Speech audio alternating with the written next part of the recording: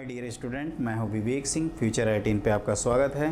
तो इस वीडियो में हम लोग पढ़ने जा रहे हैं इक्विवेलेंस क्लास के बारे में। अब ये इक्विवेलेंस रिलेशन से ही इक्विवेलेंस क्लास आता है।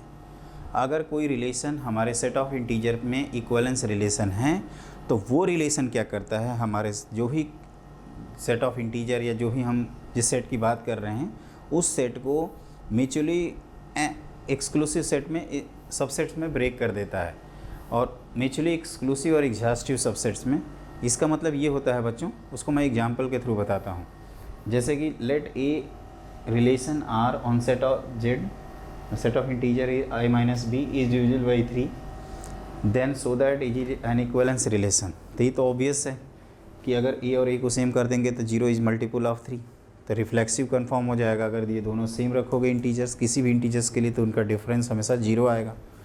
और a माइनस बी अगर मल्टीपल ऑफ 3 है बेटा, तो b माइनस ए भी तो मल्टीपल ऑफ 3 होगा, तो सिमेट्री कन्फर्म हो जाएगा। और ट्रांजिटिव दो a माइनस बी अगर मल्टीपल ऑफ 3 है, b minus c multiple of 3 है, तो उन दोनों का एडिशन भी ट्रांजिटिव हो जाएगा। तो अब इक्विवेलेंस रिलेशन तो कन्फर्म हो जाता है, जैसे कि हमने आपको पहले भी बता रखा है कि a minus b is divisible by 2 in equivalence relation. उसी तरह से a minus b is divisible by 3 is in also an equivalence relation. अब आपको अगर इक्विवेलेंस क्लास ऑफ A1 निकालना है, इक्विवेलेंस क्लास ऑफ 1, तो आप क्या करिए, इसमें हम लोग 1 को फिक्स करते हुए इसको रिलेशन का मेंबर मान लेते हैं। तो इसका मतलब क्या होगा कि 1 माइनस ए मल्टीपल ऑफ 3 आएगा, तो ए की जो सेट ऑफ वैल्यूज़ होंगी उनको हम लोग इक्विवेलेंस क्लास ऑफ 1 कहेंगे। तो इसको डिनोट करते हैं इस तरह से और लिखते हैं कौन कौन सी वैल्यूज़ हो सकती हैं। तो 1, आगे कुछ इन्फिनिटी से वैल्यू लिखी जाएंगी, यहाँ पे 1 होगा। अगला नंबर यहाँ कौन सा लिख सकते हो जिसे 3 टाइम्स हो, आप कहोगे 1 के बाद 4 लिख सकते हैं, 7 लिख सकते हैं, 7 के बाद आप क्या लिख सकते हो, 10 लिख सकते हो, और भी आगे जा सकते हो।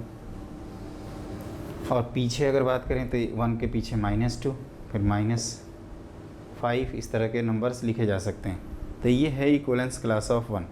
अगर इक्विवेलेंस क्लास ऑफ 2 निकालना हो तो यहाँ पे हम लोग क्या करेंगे, 2 लिख देंगे। तो यहाँ पे वैल्यूज़ क्या क्या आएंगी, तो 2, फिर 5, फिर 8, फिर 8 के बाद 11, और भी इधर वैल्यूज़ आएंगी, और इधर -1, -4, इस तरह की वैल्यूज़ आएंगी। अगर इक्विवेलेंस क्लास ऑफ 3 सिमिलरली निकालना हो तो इसमें क्या करेंगे, तो आप कहोगे एक वैल्यू 3 होगी, 6 होगी, 9 होगी, 12 होगी, और इधर 0, -3, इस तरह की वैल्यूज़ आएंगी। अब ये थोड़ा समझना बच्चों, हमारे पास क्या था, सेट ऑफ इंटीजर था, इसको हमने 3 पार्ट में डिवाइड कर दिया। 3 से मल्टीप्लाई करेंगे तो या तो 3 से डिविजिबल आएगा, या 3 का मल्टीपल +1 आएगा, या तो 3 का मल्टीपल +2 आएगा। तो 3 के जो मल्टीपल हैं उसको हमने लास्ट वाले ब्रैकेट में लिखे हैं। 3 के मल्टीपल +1 टाइप की जो चीज़ें हैं उसको फर्स्ट ब्रैकेट में लिखा है, और 3 के मल्टीपल +2 टाइप जो 2 है उसको हमने सेकेंड ब्रैकेट में लिखा है। आप इन तीनों ब्रैकेट को थोड़ा ध्यान से देखिए, क्या इसका कोई भी मेंबर आपस में रिलेटेड है एक दूसरे से, तो आप कहोगे यस। आप कोई भी 2 एलिमेंट आर्बिट्री पिक करिए, हमेशा इक्विवेलेंस मतलब a minus be divisible by 3 आएगा। यहाँ पे भी कोई भी 2 एलिमेंट पिक करो, हमेशा a minus be divisible by 3 आएगा। यहाँ पे भी सिमिलर हियर। लेकिन इसका कोई भी मेंबर इसके मेंबर से रिलेटेड है, जैसे आपने यहाँ 1 लिया, यहाँ 2 लिया, 1 माइनस 2 का डिफरेंस -1 के मल्टीपल ऑफ 3 है, नहीं। तो पहले सेट का कोई भी मेंबर दूसरे सेट तीसरे सेट के किसी भी मेंबर से रिलेटेड नहीं है। और तीसरा कि इन तीनों का आपस में इंटरसेक्शन तो फाई आ रहा था, मतलब इसका कोई भी एलिमेंट इसमें नहीं है, इसका कोई भी एलिमेंट इसमें नहीं है, और आपस में इनका इंटरसेक्शन फाई है। लेकिन इन तीनों का अगर बेटा यूनियन करोगे तो आपको सेट ऑफ इंटीजर्स मिल जाएगा। तो इक्विवेलेंस रिलेशन क्या करता है कि अपने गिवन सेट को, जिस सेट में इक्विवेलेंस रिलेशन है उस सेट को म्यूचुअली एक्सक्लूसिव और एग्जॉस्टिव सेट में ब्रेक कर देता, सबसेट्स में ब्रेक कर देता है। एक्सक्लूसिव कहने का मतलब कि no elements of A I related to any element of A J, या ए आई यूनियन ए जे कितना हो जाएगा, ये सभी का यूनियन जो है वो सेट ऑफ इंटीजर्स, लेकिन सभी का इंटरसेक्शन कितना आएगा, फाई आएगा। तो इसी को कहते हैं इक्विवेलेंस क्लास ऑफ 1, ठीक है ना। उसी तरह से हमने इक्विवेलेंस क्लास ऑफ 2 निकाला है, इक्विवेलेंस क्लास ऑफ 3 निकाला है। तो इस बात को, इस पॉइंट को आप लोग हमेशा याद रखिएगा। इक्विवेलेंस क्लास का मतलब मैं बार बार बोल रहा हूँ बच्चों की, और जैसे कोई मेंबर है ना, तो उस मेंबर की जगह पे जिसका क्लास निकालना हो जैसे 1 की वैल्यू निकालनी है तो ए और बी में से किसी एक जगह 1 रख के और जो अदर वैल्यूज़ है उसको निकाल लो, उसी को कहते हैं इक्विवेलेंस क्लास।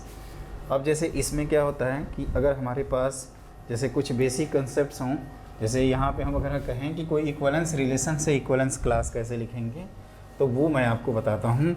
देखिए ध्यान से, जैसे आपके पास एक रिलेशन है सेट ऑफ इंटीजर्स, या इस तरह से कहें कि आप ऐसे कह सकते हो कि आपके सामने एक सेट है जिसमें एलिमेंट्स लिखे हैं ए बी सी, ओके, और आपके पास रिलेशन है R1 AA BB CC, और इसका इक्विवेलेंस क्लास लिखना हो तो आप A के करस्पॉन्डिंग क्लास लिख सकते हो, B के करस्पॉन्डिंग और C के करस्पॉन्डिंग। तो यहाँ आप देखोगे तो यहाँ सिर्फ एक एलिमेंट दिखेगा, यहाँ भी एक और यहाँ भी एक, तो यहाँ आपको उतना समझ में आएगा नहीं।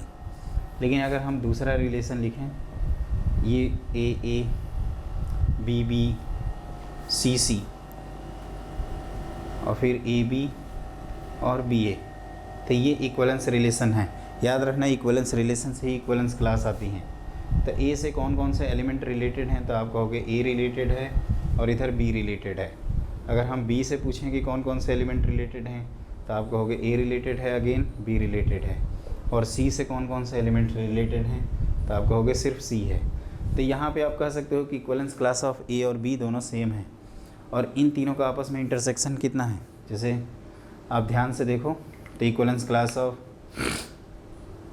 ये दोनों क्लास सेम होने की वजह से आप कहोगे कि सिर्फ यहाँ पे दो ही क्लास डिफाइन हो रही हैं, वो A की और C की, क्योंकि A और B की सेम क्लास है। तो इन दोनों का इंटरसेक्शन फाई है, और इन दोनों का जो यूनियन है उससे हमें सेट मिल जाएगा।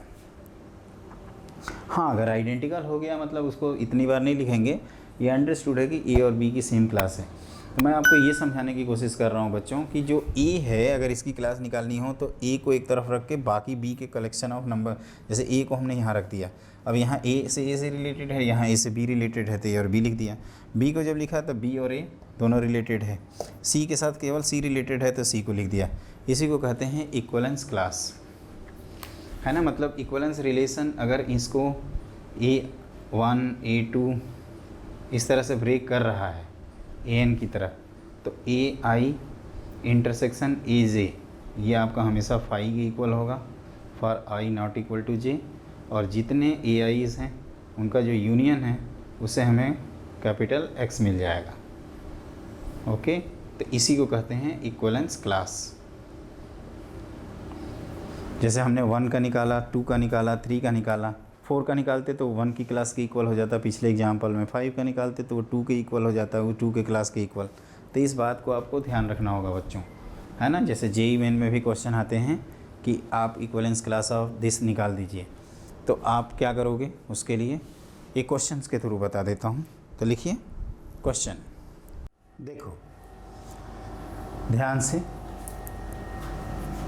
एक सेट A है जिसमें एलिमेंट्स हैं 1 से लेकर 15, आप चाहें तो इसको 1 से 20 कर दीजिए। ए रिलेशन, इस तरह के रिलेशन को कह रहे हैं on set is defined by A by B, ये दोनों आपस में रिलेटेड तब A बाई B की वैल्यू C बाई D के इक्वल हो जाए। इसको कई तरीके से लिखा जाता है, AD इक्वल टू BC हो जाए। तो आप क्या करिए, find the equivalence class corresponding to 2,3। तो मैंने आपको ये सिखाया है दोस्तों कि आप 2,3 रिलेटेड टू C,D लिख दीजिए, और ये आप तभी लिख पाएंगे जब 2/3 की वैल्यू C/D के इक्वल हो जाएगा, और CD के ऑर्डर्ड पेयर लिख दीजिए। बस यही तो मैं कहना चाहता हूँ आपसे। तो आप कहोगे कि सर C की वैल्यू अगर 1, यहाँ पे 2/3 लाना है आंसर, है ना। तो यहाँ 2 लिखेंगे तो यहाँ 3 आएगा, एक पॉसिबिलिटी। यहाँ अगर आप क्या करो, 2/3 हो गया, इसको 4/6 भी लिख सकते हैं, 9 अगर इसमें 3 से मल्टीप्लाई कर दें तो नीचे 6 और ऊपर 9, इस तरह से 6/9, ये भी 2/3 है। फिर 8/12 लिख सकते हो, 10/15 लिख सकते हो, और क्या लिख सकते हो भाई, तो 12/18 लिख सकते हैं, 14/16 21, लेकिन ये अपने सिलेबस उसमें नहीं है सेट में, तो कितने लिख रहे हैं? तो ये 4,6 लिख रहे हैं, 6,9 लिख रहे हैं, 8,12 लिख रहे हैं, 10,15 लिख रहे हैं और 12,18 लिख रहे हैं। तो अगर पूछा जाए कि कितने नंबर हैं रिलेटेड, तो आप बोलोगे 1 2 3 4 5 6। याद रखना, नॉर्मली स्टूडेंट इसको भूल जाते हैं और केवल आंसर 5 लिख के चले आते हैं और चौपट हो जाते हैं। कहते हैं अंधेर रंगरी चौपट राजा, टके सिर भाजी टके सिर खा जा। तो वो चौपट नहीं करना है, हमें क्या करना है, इस 2,3 को भी काउंट करना है। क्यों? ये सेम भी तो हो सकते हैं ना। इक्वलेंस क्लास में रिफ्लेक्सिव भी तो अपना एक पार्ट था कि नहीं था? कहोगे कि था। तो जब रिफ्लेक्सिव पार्ट था तो उसको भी ये काउंट करेंगे। क्या मैंने कहा? मैंने ये कहा आपसे कि आप जिसका इक्वलेंस क्लास निकालना हो उस बेचारे को एक तरफ रखिए और दूसरे तरफ वाला ऑर्डर्ड पेयर निकाल लीजिए, उससे आपका आंसर मिल जाएगा। तो आई होप आपको बच्चों वीडियो पसंद आया होगा। इसी पे आप हमारे चैनल ठोको ताली, आप हमारे चैनल को शेयर करो, सब्सक्राइब करो, जितना जितना प्रमोट कर सकते हो प्रमोट करो। आपका एक एक हेल्प हमारे लिए बहुत मैटर कर सकता है और मुझे उम्मीद है कि आप इसको ज़रूर अपने ज़्यादा से ज़्यादा स्टूडेंट से शेयर कर। इसमें भी कोई पूछने वाली बात नहीं है, लेकिन मेरा फ़र्ज़ बनता है कि आपसे कहूँ और आपका भी फ़र्ज़ बनता है कि आप हमारे चैनल को सपोर्ट करिए, प्रमोट करिए और ज़्यादा से ज़्यादा शेयर करिए। तो इक्वलेंस क्लास में अब क्वेश्चन तो छूटेगा नहीं, कोई भी क्वेश्चन आएगा, कहीं का भी आएगा, किसी तरह का भी आएगा, कर दोगे, फोड़ देना उस क्वेश्चन को। और जल्दी मिलते हैं एक नए वीडियो में एक नए कंसेप्ट के साथ। Good luck.